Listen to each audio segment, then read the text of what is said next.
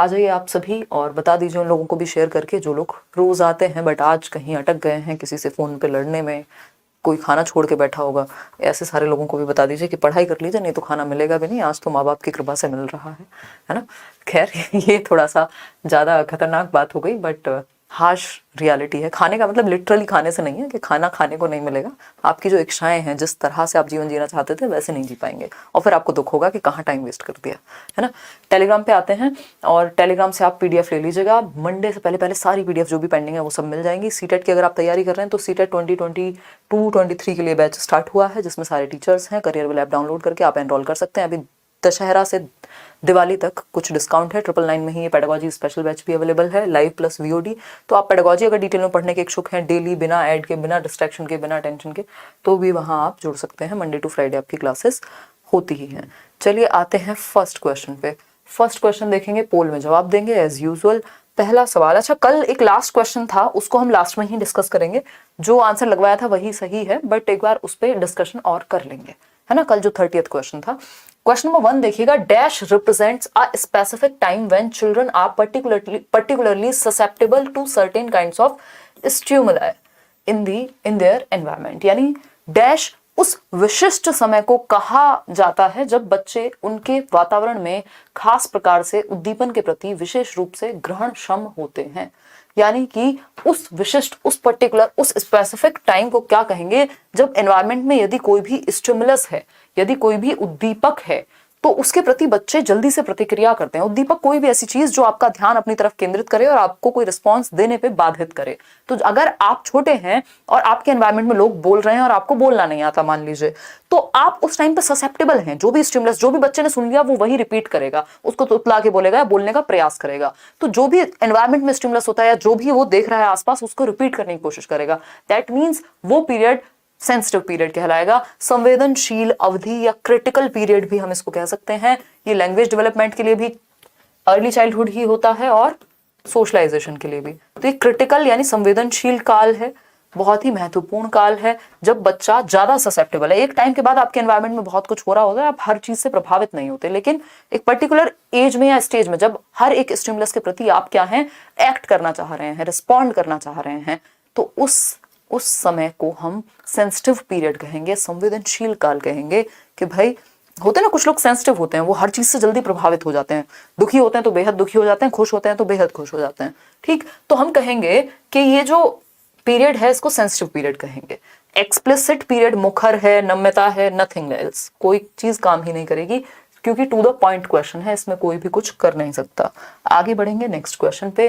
Question number 2 है, आपके favourite प्रकार जिसमें एक कथन दिया होता है और एक होता है उसका रीजन। यानी एक असर्शन है ना, जीवन में एक रीजन होगा, एक कारक होगा और एक कार्य होगा। तो कथन की अगर हम बात कर रहे हैं तो कथन क्या है? कथन है बच्चों के विकास की प्रगति को दूसरे बच्चों से तुलना करके सही ढंग से, शुद्धता से, सटीकता से मापा जा सकता है। यानी if you compare among children, comparison among children can very accurately assess a child's developmental progress.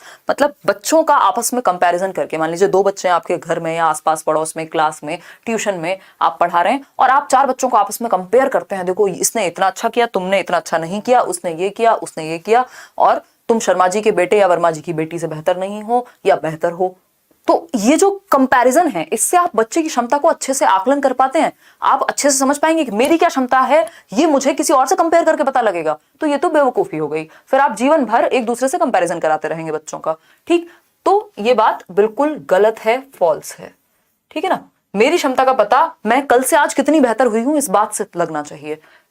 Next है रीजन, यानी तर्क क्या है इसका? The pattern and sequence of development as well as the rates of development are the same for all children universally. यानी इसका तर्क यह दिया है कि विकास का स्वरूप व अनुक्रम एवं विकास की गति सभी बच्चों के लिए सार्वभौमिक रूप में समान होती है। क्या कहना चाहेंगे आप इस पे? पैटर्न समान होता है, ये बात तो सही है। सीक्वेंस भी समान होता है, ये भी सही है। रेट समान नहीं हो सकता, दर भिन्न होती है। ये बात मैंने डेवलपमेंट का चैप्टर कराते हुए भी कम से कम भी कई बार रिपीट की होगी कि rate is different, sequence is same, pattern is same. दुनिया के सारे बच्चे चाइल्डहुड से एडोलेसेंस में जाते हैं, एडोलेसेंस से अडल्टहुड में जाते हैं। ऐसा कोई नहीं होता कि पहले अडल्ट बन जाए या पहले बूढ़ा हो और बाद में जवान हो या जवानी से बचपन की तरफ चले, ये नहीं होता है ना। Exceptions are always there. Anil Kapoor को आप एक्सेप्शन मान सकते हैं, देखिएगा एक बार। तो हम ये कहेंगे रेट सेम नहीं होता, रेट डिफरेंट होता है, तो ये भी बात गलत हो गई और ये बात, दोनों ही चीजें गलत हैं। तो both A and R false. तो D option is the right answer. दोनों में से एक भी बात में तर्क नहीं है, तो आंसर डी हो जाएगा। इतनी बात क्लियर है? कोई दिक्कत परेशानी दर्द समस्या कहीं पे हो तो बता दीजिए, है ना। हो तो मूव लगा लीजिएगा, ऐसे दिखाते थे ना एड में, देखिएगा मेरी कमर वाला एड जो आता था, देखिए सेकेंडरी सोशलाइजेशन मैप्स, यानी जो गौड़ सामाजिकरण है या द्वितीयक सामाजिकरण है, maps the period in dash when the child begins to attend formal institution such as the school. बताइएगा एक बार, बच्चों का द्वितीयक सामाजिकरण डैश की अवस्था में प्रारंभ होता है, जब वह स्कूल जैसे औपचारिक संस्थानों में जाना शुरू करता है। स्कूल जैसे औपचारिक संस्थानों में जाना शुरू करता है, दैट डजंट मीन कि अब वो फर्स्ट क्लास में आ गया है या इसको स्कूल एज कहेंगे, ये प्ले एज भी हो सकती है, जब वो पहली बार प्ले वे में या नर्सरी में, किंडरगार्टन में जाना शुरू करेगा, तो हम इसको अर्ली चाइल्डहुड कहते हैं। 2 से 6 वर्ष का समय, जिसको हम टॉय एज, खिलौना आयु भी कहते हैं, प्ले एज भी हम इसी को कह रहे हैं। और अगर मैं बात करूं तो सेकेंडरी सोशलाइजेशन यहीं से शुरू होगा। उसका रीजन क्या है? उसका रीजन ये है कि शैशवावस्था, जन्म से 2 वर्ष में सबसे पहले प्राइमरी सोशलाइजेशन, प्राइमरी जो फैमिली से होता है, यानी प्राथमिक सामाजिकरण, जब बच्चे ने परिवार में जन्म लिया, और परिवार क्या है? समाज का छोटा रूप है, मिनिएचर वर्जन है ना। तो ये जो मिनिएचर वर्जन है, जैसे आपने देखा होगा कार्स आती हैं बड़ी बड़ी, बच्चों के लिए खिलौने आते हैं छोटे छोटे, मिनिएचर वर्जन है कि मर्सिडीज का छोटा एक खिलौना टॉय कार है, तो वो क्या मिनिएचर वर्जन हो गया। तो परिवार भी उसी तरह से समाज, जो कि एक बहुत बड़ी यूनिट है, उसका छोटा सा हिस्सा है, उसका एक मिनिएचर वर्जन है। तो सबसे पहले जो प्राथमिक सामाजिकरण होगा वो परिवार में होगा, और दुनिया के नियम कायदे कानून तौर तरीके जो भी थोड़े बहुत हम सीखते हैं, सबसे पहले परिवार में सीखते हैं, जब हम जन्म से 2 वर्ष में होते हैं। उसके बाद आपका प्राथमिक सोशलाइजेशन, यानी आपका आय का कॉन्सेप्ट थोड़ा थोड़ा बनने लगता है, और आप दुनिया में जाते हैं तो सेकेंडरी सोशलाइजेशन होता है, और दुनिया में जाने का समय है अर्ली चाइल्डहुड, जब आप प्ले वे या आसपास के बच्चों के साथ जाना शुरू करेंगे, ठीक है ना। तो ये अर्ली चाइल्डहुड वो पीरियड है जब सेकेंडरी सोशलाइजेशन का काल कह सकते हैं हम इसको। ऐसा नहीं है बाद में बंद हो जाते हैं सोशलाइजेशन, बाद में भी होता रहता है, बात शुरुआत की हो रही है। क्वेश्चन नंबर 4 देखिएगा, in which stage can children work with hypothetical statements and explore logical relationships. Logical, hypothetical, याद आ रहा है कुछ?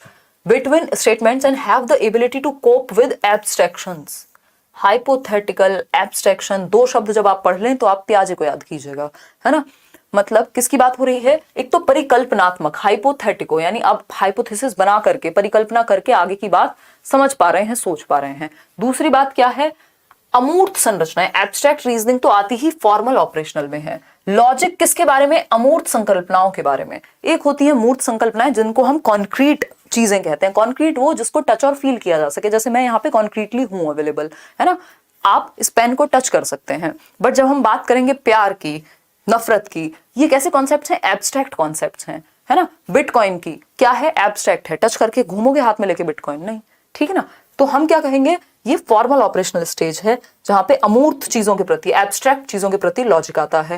लेकिन अगर कॉन्क्रीट चीजों के प्रति लॉजिक पूछे तो 7 से 11 कॉन्क्रीट ऑपरेशनल हो जाता है। तो 11 एंड अबव ईयर्स जो है आपके फॉर्मल ऑपरेशनल प्याजे के अनुसार।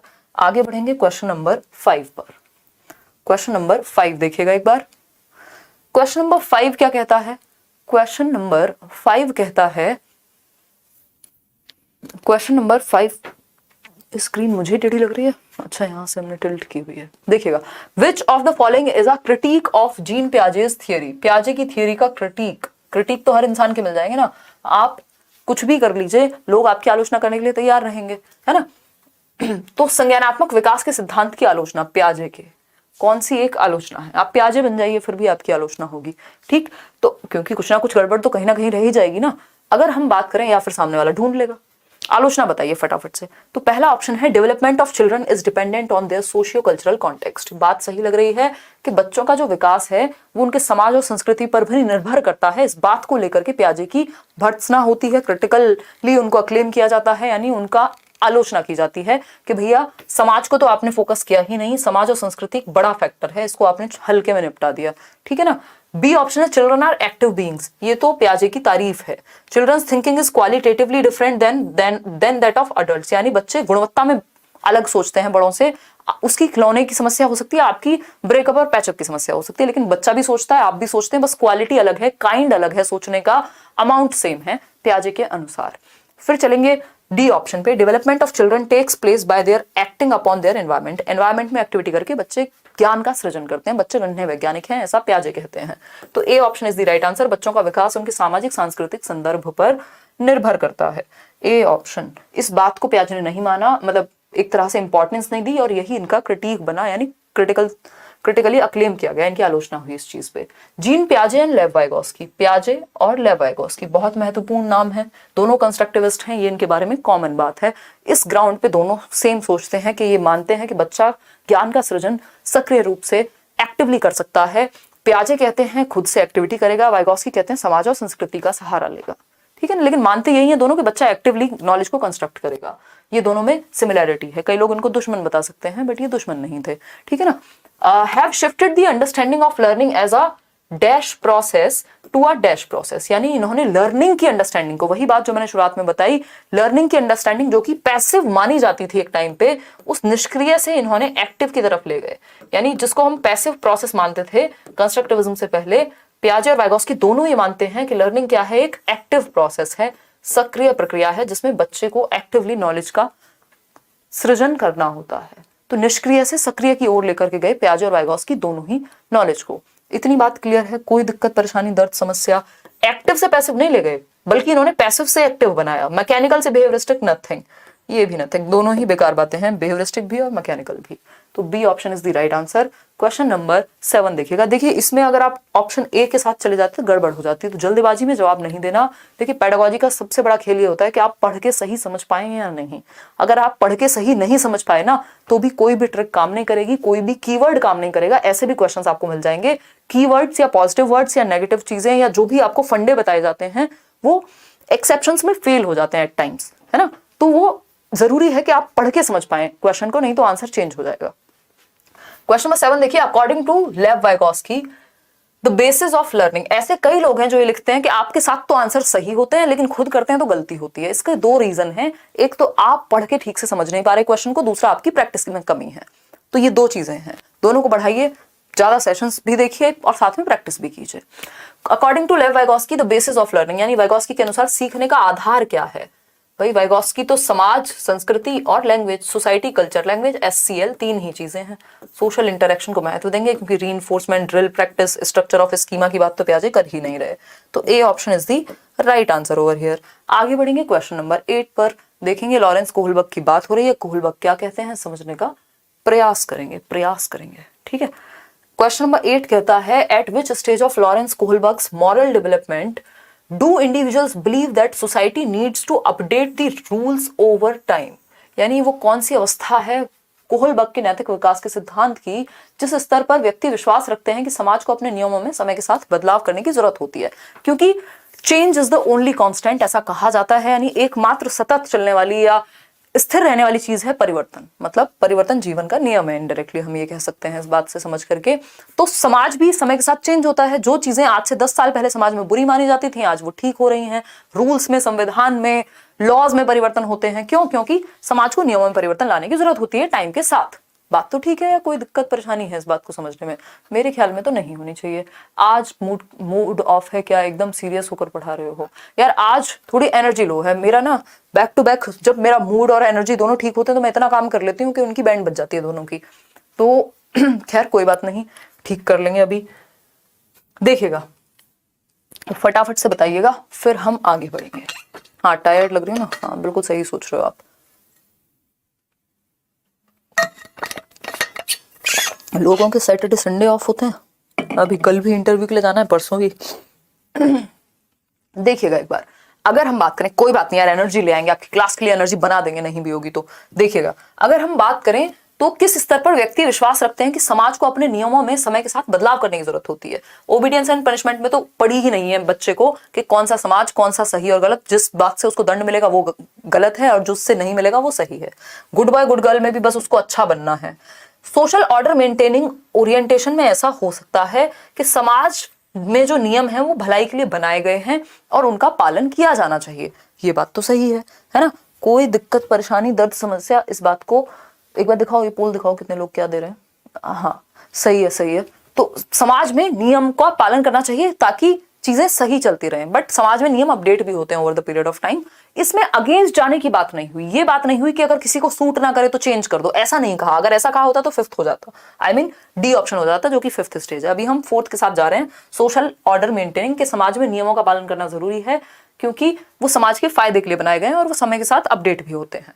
क्वेश्चन नंबर 9 देखिएगा।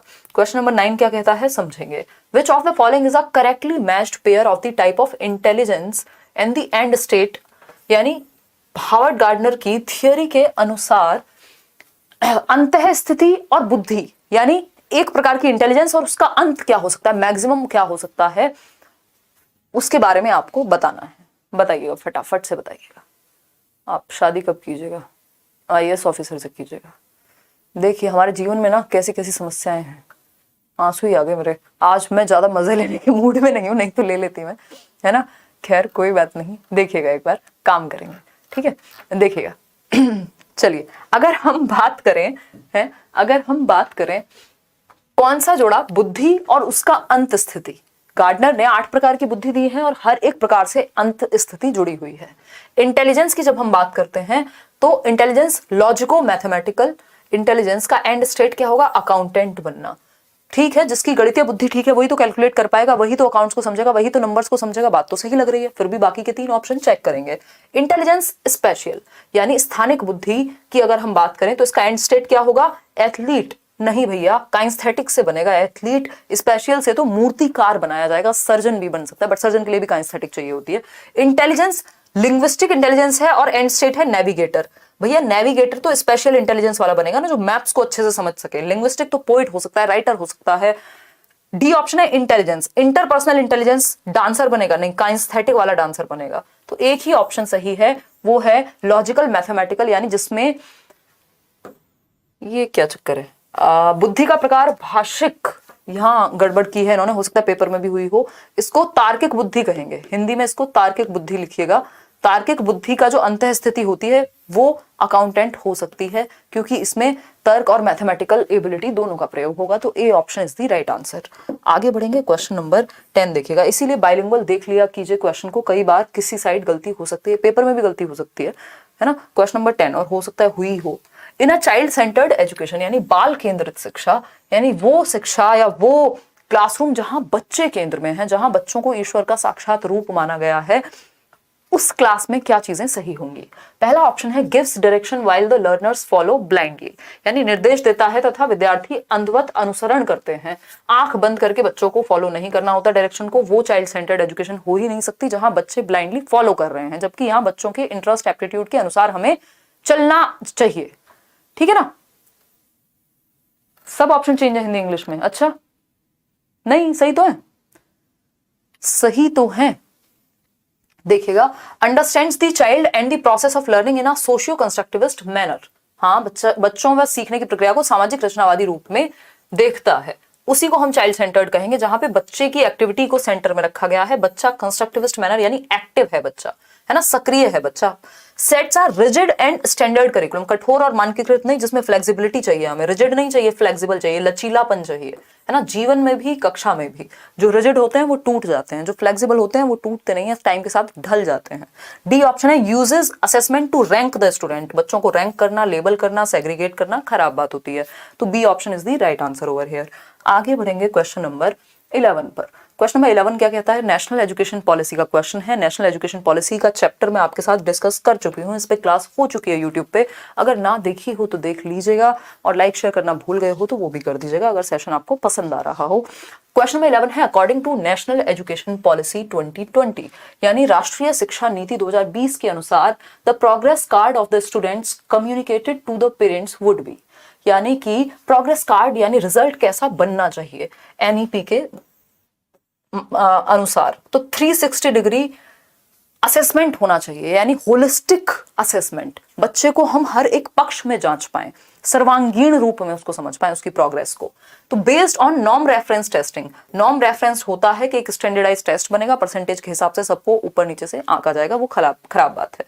क्राइटेरिया पे बनी कि 33% ले आओ, are reflection of relative performance of students in comparison to classmates, comparison भी आपस में नहीं, are reflection of the progress as well as the uniqueness of the child, बच्चे के सर्वांगीण विकास को ध्यान में रखते हुए उसकी प्रगति और उसमें क्या विशिष्टता है, हर बच्चे में कोई ना कोई अच्छा पोटेंशियल होगा छिपा हुआ, तो उसको उस तरफ हम कैसे लेके जाएं, वो म्यूजिक में अच्छा है कि आर्ट में अच्छा है कि किस एक क्षेत्र में अच्छा कर सकता है, उसकी यूनिकनेस को देखना है ना। हमें ये नहीं देखना कि आप बेस्ट हो, आप दूसरों से बेस्ट हो, आप यूनिक हो, तो आपके अंदर की जो यूनिकनेस है उसको बाहर निकाल के ला पाना अच्छी बात है, जीवन का एक बेहतर तरीका हो सकता है जीने का।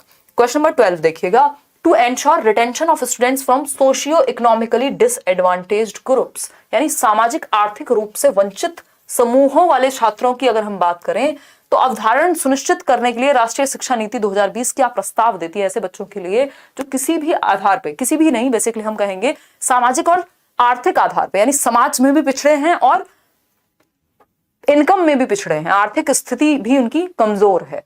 तो ऐसे बच्चों के लिए किस तरह का करिकुलम यानी पाठ्यचर्या और किस तरह की टीचिंग मेथड्स यानी पेडागोजी होने चाहिए। सेंटर्ड अराउंड एग्जाम्स, परीक्षाओं पे केंद्रित होंगे तो जीवन से कब सीखेंगे। टेक्स्ट बुक सेंटर्ड नहीं, यूनिफॉर्म सबके लिए एक जैसा नहीं, ये तो डिफरेंशिएटेड होना चाहिए। तो एंगेजिंग एंड कॉन्टेक्चुअल, यानी वो बच्चे जो समाज और आर्थिक रूप से पिछड़े हुए हैं उनके भी कॉन्टेक्स्ट से जोड़ पाए, इस तरह की एक्टिविटीज, इस तरह के एग्जाम्पल्स, इस तरह के करिकुलम में चीजें होनी चाहिए कि उनके संदर्भ से, उनके जीवन से भी आप चीजों को जोड़ पाओ जो बच्चे सोशली और इकोनॉमिकली वीक हैं। तो C option is the right answer. Context से बेहतर चीज नहीं है दुनिया में, याद रखिएगा। किसी भी बात को अगर आप बिना कॉन्टेक्स्ट के समझ रहे हैं, बिना नुआंस के समझ रहे हैं, तो आप सही नहीं समझ पाएंगे, फिर आप किसी में भी गलती निकाल सकते हैं क्योंकि आपने संदर्भ नहीं समझा किसी बात का, है ना। देखिएगा आयुषी श्रीवास्तव क्या कह रहे हैं, मैम पेपर 1 और 2 के all previous question with online shift के क्वेश्चंस के लिए कौन सी बुक लूं। कोई बुक मत लो, चुपचाप से आयुषी इसी को करो, इसमें सारे पेपर 1 पेपर 2 दोनों ही हो जाएंगे। इसके अलावा किरण ले सकते हो अगर फिर भी आपको बाकी सब्जेक्ट्स की भी टेंशन है, नहीं तो आप सीधा सीटेट की वेबसाइट से डाउनलोड कर लो ना ये चीजें। क्यों?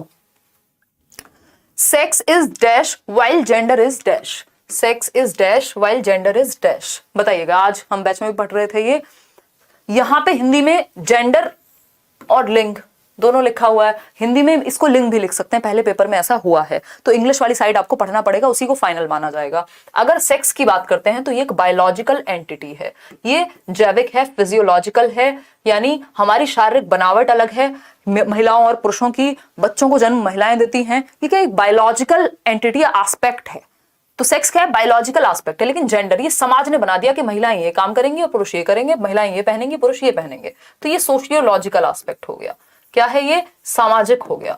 तो सेक्स जो है वो बायोलॉजिकल होगा और जेंडर सोशियोलॉजिकल होगा, तो A option is the right answer. Socially constructed sex नहीं हो सकता और बायोलॉजिकल जेंडर नहीं हो सकता। कल्चरल और सोशल तो एक ही बात है, समाज की ही बात हो रही है दोनों में मिलाकर, ठीक। तो A option is the right answer, इसमें किसी को भी कंफ्यूजन नहीं होनी चाहिए, ये बहुत बार पूछा जा चुका है। याद रखिएगा सेक्स क्या है? बायोलॉजी से जुड़ा हुआ है, हमारी शारीरिक बनावट से, संरचना से जुड़ा हुआ है। वहीं जेंडर समाज ने बनाया है कि ये काम महिलाएं करती हुई अच्छी लगेंगी, ये पुरुष, ये कपड़े महिलाएं पहनती हुई अच्छी लगेंगी, ये पुरुष, तो ये समाज ने बनाया है, ठीक है ना, जेंडर। चलिए खैर आगे बढ़ते हैं क्वेश्चन नंबर 14 पर। क्वेश्चन नंबर 14 देखिएगा एक बार। अगर हम क्वेश्चन नंबर 14 की बात करें तो which of the following tools, यानी कौन से वो यंत्र हैं that should be used by the teachers to assess children, यानी बच्चों के आकलन के लिए टीचर्स के द्वारा जिन यंत्रों का प्रयोग होना चाहिए वो कौन से यंत्र हैं, यानी बेहतर यंत्र, यानी टूल्स जो बेटर हो, बच्चे के बेटरमेंट में काम आए। बताइएगा फटाफट से। आपकी शादी की सबको इतनी टेंशन है जितनी अपने पेपर की नहीं है। आई मीन कुछ और लिख रहे थे बट मेरे मन में आ गई ये बात कि हाँ सच है ये, अपने पेपर की टेंशन तो लेते नहीं हो, नेहा कह रही है, और एग्जाम है उसकी नहीं है उन लोगों को टेंशन। बिल्कुल सही कहा नेहा आपने, आपसे बढ़िया इंसान नहीं है कोई नेहा, इतनी अच्छी बात आपने कही है। मेरी शादी की सच में इनको बहुत टेंशन है, मतलब मम्मी को नहीं है, इनको बहुत है। क्या कर सकते हैं, प्यार करते हैं यार लोग, और शादी से बड़ा कोई उद्देश्य जीवन में हो भी नहीं सकता। चलो आ जाओ इधर आ जाओ, मजाक कर रहे हो, इस चीज को पता चले कोई निकाल के डाल दे, मैं सच में सीरियस ले जाए कोई, है ये व्यंग था, है ना, सार्केज्म, सार्केस्टिकली बोल रही हूँ ये बात।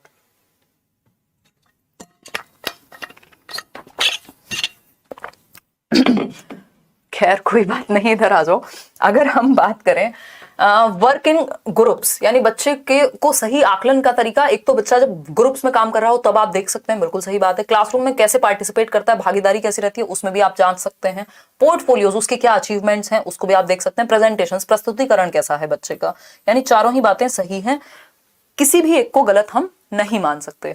आगे बढ़ेंगे नेक्स्ट क्वेश्चन की तरफ। नेक्स्ट क्वेश्चन क्या कहता है भाई, देखिएगा क्वेश्चन नंबर है हमारे सामने 15। तो आज हम 50% काम निपटा चुके हैं। क्वेश्चन नंबर 15 है, विच of the following statements about language and cognitive development, यानी भाषा और संज्ञानात्मक विकास के बारे में कौन सी एक बात सही है। संज्ञानात्मक विकास क्या है, हमारी सोचने, समझने, सीखने, जानने, कल्पना करने, डिसीजन मेकिंग, प्रॉब्लम सॉल्विंग, इन सब की एबिलिटीज, जो भी मेंटल स्किल्स हैं, जो भी मानसिक क्षमताएं हैं, वो संज्ञानात्मक क्षमताएं हम उनको कहते हैं। कॉग्निटिव डेवलपमेंट, इसकी थियरी पियाजे और वाइगोस्की ने भी दी है। तो लैंग्वेज का कॉग्निशन से क्या संबंध है, सिंपल बात पूछी है, बताइएगा फटाफट से, है ना। हाँ देखो नवल किशोर को कितने मजे लेने हैं। देखिए यहाँ पे अगर लैंग्वेज एंड कॉग्निटिव की बात करें, लैंग्वेज एंड कॉग्निटिव डेवलपमेंट की बात करें तो कौन सी बात सही है। पहला ऑप्शन है, language plays an important role in cognitive development, यानी भाषा की संज्ञानात्मक विकास में महत्वपूर्ण भूमिका है। यानी language plays an important role in cognitive development, बात तो सही है भाई। लैंग्वेज एक टूल है, पियाजे वाइगोस्की तो कह ही रहे हैं ना, लैंग्वेज क्या है, एक टूल है जिसके माध्यम से आप दुनिया भर के स्क्रिप्चर्स पढ़ सकते हैं, आप किताबें पढ़ सकते हैं, आप लोगों से बात कर सकते हैं, विचार विमर्श कर सकते हैं। अगर लैंग्वेज नहीं होती, मैं और आप कैसे डिस्कशन कर रहे होते हैं, है ना। तो हमारा संज्ञान, हमारी समझ बेहतर होती है जब हम अच्छी चर्चा या परिचर्चा करते हैं, डिस्कशन करते हैं, डिबेट्स करते हैं, लैंग्वेज का यूज करके किताबें पढ़ते हैं, कोई अच्छा पॉडकास्ट देखते हैं, है ना। तो ये लैंग्वेज क्या है, हमारे संज्ञान, हमारी समझ को बेहतर करने का एक टूल है। इस बात में कोई भी दोहराया नहीं होना चाहिए, सही बात है। फिर भी बी ऑप्शन देख लेते हैं, language does not play any important role, ऐसा तो बिल्कुल भी नहीं है। पियाजे के अनुसार ऐसा हो सकता है बट वैसे नहीं है। Language hinder the process of cognitive development, ऐसा थोड़ी है कि भाषा से हिंड्रेंस आ रही है, आपका संज्ञान नहीं बढ़ पा रहा, समझ नहीं बढ़ पा रही भाषा के कारण, इंडिपेंडेंट भी नहीं है। ठीक, तो हम कहेंगे भाषा की संज्ञानात्मक विकास में महत्वपूर्ण भूमिका होती है, यानी लैंग्वेज से हमारी समझ, हमारी जो भी बौद्धिक क्षमताएं हैं वो बेहतर हो सकती हैं। और जिनको 2 या 2 से अधिक भाषाएं आती हैं, ये रिसर्च है जो कहती है कि उनका संज्ञानात्मक विकास बेहतर हो सकता है, उनके कॉग्निटिव डेवलपमेंट बेहतर हो सकता है। क्यों? क्योंकि वो 2 या 2 से अधिक भाषाओं में उनका लिटरेचर, उनकी चीजें पढ़ सकते हैं, उनके लोगों से बात कर सकते हैं, और भी बहुत सारे रीजंस इसके हो सकते हैं। आपके चैनल से पढ़ती हूँ, सारे वीडियोस डेली आपको फॉलो करती हूँ। बहुत बढ़िया आयुषी, इतनी सुपर चैट मत किया करो, किस दिन मुझे आपसे पर्सनली मिलकर आपको ये सारे पैसे वापस करने पड़ेंगे। मेरे दिल पे जोर पड़ता है कि आप अभी तैयारी कर रहे हैं और आप पैसा बाहे जा रहे हैं, है ना। सुपर चैट में जरूरी हो कोई बात तो पूछ लिया करो यार, मान लिया हमने, ठीक है। मधु कुमारी कह रही है, मैंने स्पेशल पेडागोजी कोर्स 5 में एनरोल किया है, ड्यूरिंग लाइव क्लासेस मैं कमेंट नहीं कर पाती हूँ, क्लासेस से रिलेटेड डाउट्स भी नहीं, हेल्प करो। मधु ऐसा हो सकता है, कई सारे लोग होते हैं एट टाइम्स, तो पेशेंस रखो, एक नहीं तो दूसरी क्लास में आपका नंबर आ जाएगा, आपका डाउट भी ले लिया जाएगा, है ना। देखिए क्वेश्चन नंबर 16 देखिएगा। कमेंट तो आप करते होगे, नहीं कर पाते हो तो टीम को कॉल करो। आरपीडब्ल्यूडी एक्ट के अनुसार, जो कि 2016 में आया था, निम्न में से किसे दिव्यांगजन अधिकार अधिनियम 2016 में बढ़ावा दिया गया है, किस चीज को एनकरेज किया गया है आपके आरपीडब्ल्यूडी एक्ट में, बताइएगा एक बार, फटाफट से बताइएगा। पहला ऑप्शन है compulsory special education for persons with disabilities, यानी वो बच्चे जो दिव्यांगजन हैं उनके लिए अनिवार्य शिक्षा। तो वो तो आरटीई भी कह रहा है भैया हर किसी को एजुकेशन का अधिकार है, तो ये थोड़े ना सिर्फ इसमें बात हुई है। और अगर हम बात करें discrimination in assessing entitlement based disabilities, discrimination की भी बात नहीं हुई, डिनायल की भी बात नहीं हुई कि राइट ऑफ एजुकेशन इनको डिनाया कर दो जिन बच्चों को डिसेबिलिटी है।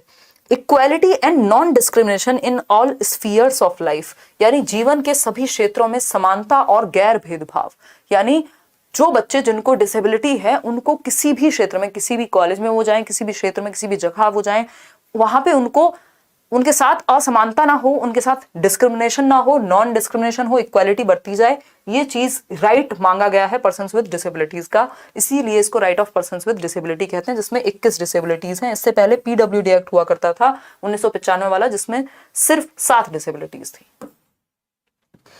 चलिए खैर आगे बढ़ते हैं, ठीक।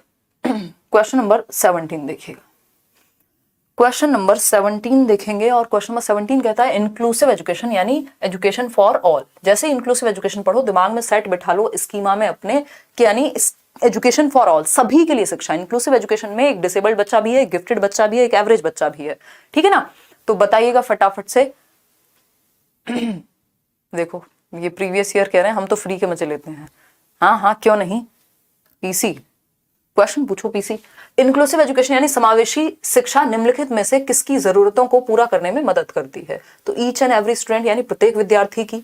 स्टूडेंट्स फ्रॉम रिलीजियस माइनॉरिटीज, भाई इंक्लूसिव एजुकेशन में तो हर एक बच्चा शामिल हो गया ना, एजुकेशन फॉर ऑल है ये, है ना, प्रत्येक विद्यार्थी की। फिर भी देख लेते हैं, students with disabilities only, gifted, सब तरह के बच्चे हैं यहाँ पे, गिफ्टेड भी है, एवरेज भी है, डिसेबल्ड भी है। इंक्लूसिव एजुकेशन सभी के लिए शिक्षा है एक रेगुलर स्कूल सिस्टम में। क्वेश्चन नंबर 18 देखिएगा फटाफट से, आसान सा सवाल है, डिस्कैलकुलिया पे बात हो रही है। तो कितना आसान पेपर है, पेपर 2 और आसान है, कल वाला पेपर भी मुश्किल था इसके मुकाबले। डिस्कैलकुलिया इज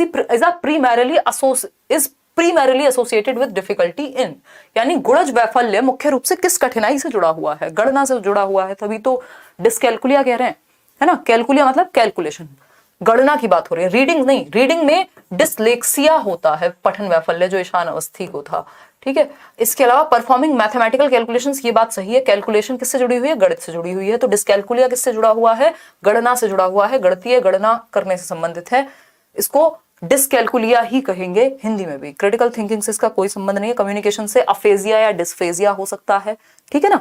आगे बढ़ेंगे, क्वेश्चन नंबर 19 देखिएगा एक बार, क्वेश्चन नंबर 19 समझने का प्रयास कीजिएगा। इतने में आयुषी की एक और सुपर चैट पढ़ लेती हूँ। मैम सुपर चैट सिर्फ आपसे डाउट क्लियर करने के लिए करती हूँ, क्योंकि ऐसे लाइव कमेंट आप देख नहीं पाते हो। मैंने आपसे बढ़ के क्या सीटेट पास होने के बाद आपसे मिलना है? अच्छा, thank you so much Ayushi. हाँ, डाउट के लिए आप कर सकते हो, बट यार इतना मत करो यार, हैं। आके मिल लोगे इतने में तो आप। देखो एक बार क्वेश्चन नंबर 19, मजाक कर रही हूँ मैं, चलिए धन्यवाद। क्वेश्चन नंबर 19 है, निम्नलिखित में से कौन सा अभ्यास, हाँ वो एक तरीका है, मतलब जिसके थ्रू आप ऑफ कोर्स आपका कमेंट हाईलाइट हो जाता है। कौन सा अभ्यास भाषण और भाषा विकारों वाले विद्यार्थियों के सफल समावेशन में बाधा उत्पन्न करेगा? ध्यान रखिएगा, बाधा बनने की बात हो रही है। हिंड्रेंस, कौन सा एक प्रैक्टिस हिंड्रेंस बनेगी in the successful inclusion of students with speech language disorder, यानी जिन बच्चों को भाषा प्रयोग में दिक्कत है उनके लिए कौन सी एक बात प्रॉब्लमैटिक साबित होगी? बहुत प्यारा क्वेश्चन है, फटाफट से बताइएगा। कई बार तो रैंडमली ऐसे फालतू फालतू क्वेश्चन भी दिख जाते हैं, देखो शादी वादी वाले भी, और ये कोई सुपर चैट नहीं करते, ऐसी मजे मजे में कुछ भी करते रहते हैं, तो नजर चली जाती है तो चली जाती है। देखो एक बार, चलिए फटाफट से बताइएगा। पहला ऑप्शन है break task and assignments into short easy to manage steps, चलिए ठीक है। डिस्करेज द यूज, ठीक है, लेकिन हमें तो गलत चाहिए ना, जो हिंडर करे, जो हेल्प ना करे लैंग्वेज वाले बच्चों को, जिसको ऑलरेडी दिक्कत है लैंग्वेज यूज करने में। तो ये बात तो सही है, छोटे छोटे टास्क में डिवाइड कर दिया, इससे तो हेल्प मिलेगी। Discourage the use of visuals to support expressive language skills, ये बात सही है। बेसिकली ये बात गलत है, और गलत है इसीलिए सही है क्योंकि पूछा ही गलत है, ठीक है ना। तो अभिव्यंजक भाषा कौशल का समर्थन करने के लिए दृश्यों के उपयोग को हतोत्साहित करना, भाई जिस बच्चे को भाषा प्रयोग में दिक्कत आ रही है आप उसको विजुअली दिखाएंगे चीजें, ये कह रहे हैं उसको डिस्करेज करो, तो ये तो प्रॉब्लमैटिक है। Use of pre planning strategies for oral and written task, अगर आप प्री प्लानिंग करेंगे तो हेल्प हो जाएगी बच्चे की, लेकिन हमें हेल्प कहाँ करनी है, हमें तो हिंडर करना है। Reduce auditory and visual distractions in the classroom, भाई जिस बच्चे को भाषा इस्तेमाल में दिक्कत हो रही है तो वहां डिस्ट्रैक्शन कम से कम हटाना है, क्लासरूम में कम से कम डिस्ट्रैक्शन होना चाहिए, ठीक है ना। क्लियर बात है। क्या गिफ्ट दिया था आयुषी ने आपको बर्थडे पे? दिखाया तो था, उसमें ब्लॉग में दिखाया था, हिमांशु सिंह दूसरे वाले चैनल पे जाके देखो, है प्रिया। और लाल इमोजी क्यों भेज रहे हो यार, गुस्से वाला इमोजी मत भेजा करो, डर जाती हूँ मैं। क्वेश्चन नंबर 20 देखिए, in order to cater to the needs of students with giftedness, वो बच्चे जो विलक्षण बुद्धि छात्र हैं, जो प्रतिभाशाली हैं, जिनकी बुद्धि का स्तर ज्यादा है, या फिर वो किसी एक क्षेत्र में बहुत अच्छा कर रहे हैं, या फिर वो टैलेंटेड हैं, मतलब क्रिएटिव भी हो सकते हैं, 3 कैटेगरी आती है आपकी गिफ्टेडनेस में। फटाफट से बताइएगा। हाँ, फेल वाले भी मिल सकते हैं, क्यों नहीं मिल सकते। देख रहे हैं विनोद, मैम आज तो सतरंगी लग रही हैं। हाँ हाँ किल्लू, मजाक उड़ाओ आप, हैं यही सिखाया आपको हमने कि आप मजाक उड़ाओ आकर के? हाँ बिल्कुल यही सिखाया। चलिए आ जाइए। अगर हम बात करें गिफ्टेडनेस की, तो कौन सी एक चीज है जिसको अवॉइड करना चाहिए? देखो लास्ट में है ये अवॉइड वर्ड, नहीं तो आप गलती कर देते इसमें, है ना। प्रतिभाशाली शिक्षार्थियों की आवश्यकताओं को पूरा करने के लिए शिक्षिका को निम्नलिखित में से किससे बचना चाहिए, यानी क्या नहीं करना चाहिए। नॉट वाले क्वेश्चंस ध्यान से करने हैं, अवॉइड लिखा हो क्वेश्चन ध्यान से पढ़ना है, लीस्ट लिखा हो ध्यान से पढ़ना है, एक्सेप्ट लिखा हो ध्यान से पढ़ना है, ठीक। तो allowing students to pursue independent projects, बिल्कुल सही बात है, ये तो करना चाहिए कि उनको इंडिपेंडेंटली हम करने दें काम, क्योंकि उनकी बौद्धिक स्तर ज्यादा है। लेकिन नॉट पूछा है क्या नहीं करने देना है। फ्लेक्सिबिलिटी होनी चाहिए, ये बात भी सही है, लेकिन हमें सही नहीं गलत चाहिए। इम्प्लीमेंटिंग अ यूनिडायमेंशनल करिकुलम, बस समझ जाओ यही गड़बड़ है। यूनिडायमेंशनल नहीं चाहिए, मल्टी डायमेंशनल चाहिए करिकुलम, वैसे भी हमें किसी भी बच्चे के लिए, है ना, यानी बहुआयामी, जिसमें कई सारे आयाम हो, बच्चे की पर्सनैलिटी के बहुत सारे रंग बाहर निकल करके आए। प्रोवाइडिंग स्टिमुलेटिंग एनरिचमेंट एक्टिविटीज, बिल्कुल सही बात है, एनरिच्ड प्रोग्राम्स जिसमें बच्चे का ब्रेन ज्यादा इन्वॉल्व हो, जिससे वो बोरियत महसूस ना करे। तो हमें मल्टी डायमेंशनल, कई आयाम, बहु रंग चाहिए, ऐसे कलरफुल चाहिए जीवन जो है करिकुलम का। तो C option is the right answer. ये बात गलत है, और गलत है इसीलिए सही है क्योंकि पूछा ही गलत है, यूनिडायमेंशनल नहीं मल्टी डायमेंशनल चाहिए।